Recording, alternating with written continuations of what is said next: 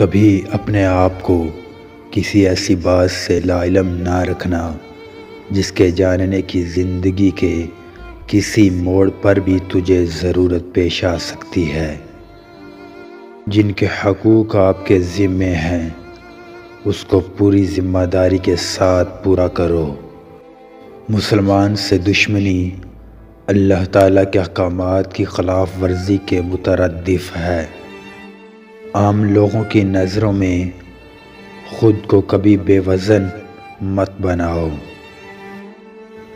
ہر ایک مالک کی چراگاہ ہوتی ہے اور اللہ کی چراگاہ اس کی محرمات اور منع کردہ اشیاء ہیں، اور صرف وہی شخص اللہ کی محرمات کی صحیح معنوں میں پاسداری کر سکتا ہے جو اس کی حدوں پر رک جاتا ہے۔